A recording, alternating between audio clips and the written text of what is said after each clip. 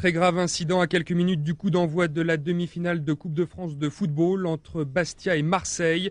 Une tribune démontable s'est effondrée. Des supporters étaient dessus, mais on ignore pour l'instant s'il y a des blessés. Nous essaierons d'avoir Christian Rodin un petit peu plus tard. Et j'ai senti que la tribune avait bougé. Et lorsque j'ai senti que la tribune avait bougé, il y avait une fille devant moi qui est descendue voir la sécurité en bas. Et la sécurité, elle avait dit, ne dites rien parce que s'il y a la panique, mais ne remontez plus parce que ça risque de s'écrouler. Et la fille, elle est remontée en pleurant et disait à son fiancé que la sécurité lui avait dit qu'elle risquait de s'écrouler à tout moment. Alors moi, j'ai prévenu mes copains. Lui, il est parti avec son fils, mais moi, j'ai pas eu le temps, je suis tombé avec. On a entendu un bruit sourd, et puis, moi, je suis tombé à la dernière rangée, je suis tombé en bas.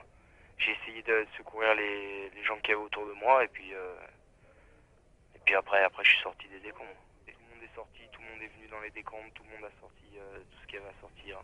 Même les joueurs, on a vu, en l'occurrence, Deschamps qui est parti secourir tout le monde. Je suis à Miraculé ce soir, mais je suis monté à l'hôpital amener un ami, j'ai vu des trucs impensables. On était trop. Tout le monde est tombé dessus, tout le monde a été écrasé dessus, et tout le monde gueulait. Mes jambes, ma tête.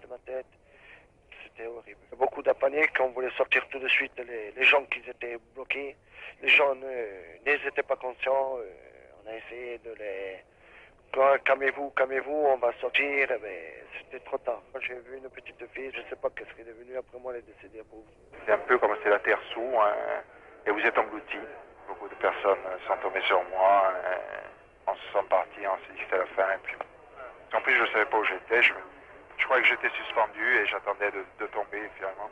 Je suis resté au moins 2 ou 3 minutes avec des gens sur moi. Vous savez qu'il y a des gens qui sont morts dans cet accident?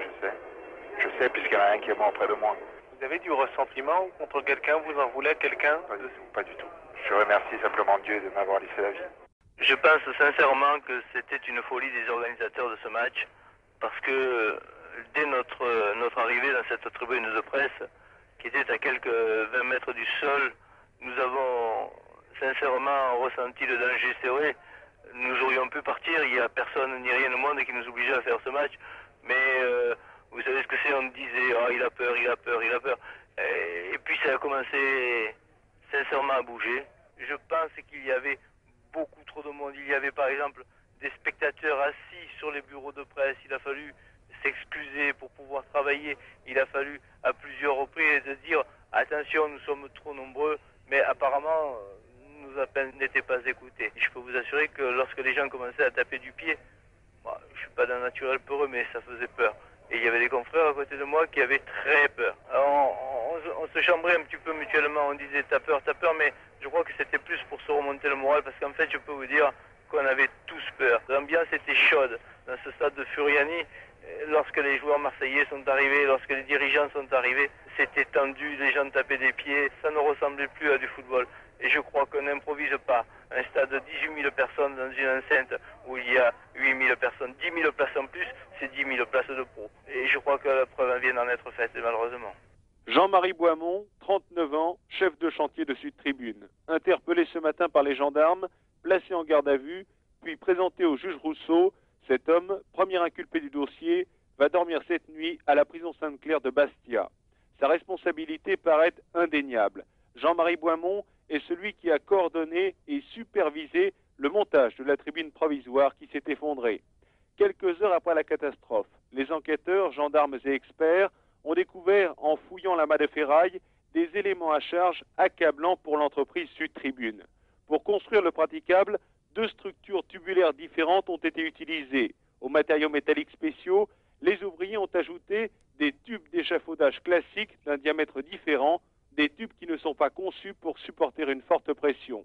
Les cales utilisées pour bloquer les pylônes n'étaient pas conformes à la norme. D'autre part, des bénévoles sans compétences particulières ont participé aux travaux d'installation. Toutes ces anomalies graves, dues au manque de temps ou au manque de moyens, Jean-Marie Boimont ne pouvait les ignorer puisqu'il dirigeait toutes les opérations. Pourtant, devant la commission départementale de sécurité, le chef de chantier de Sud Tribune avait apporté sa caution technique, assurant que le montage avait été effectué dans les règles de l'art et qu'il n'y avait rien à craindre. Bastia, Frédéric Albert, Europe 1.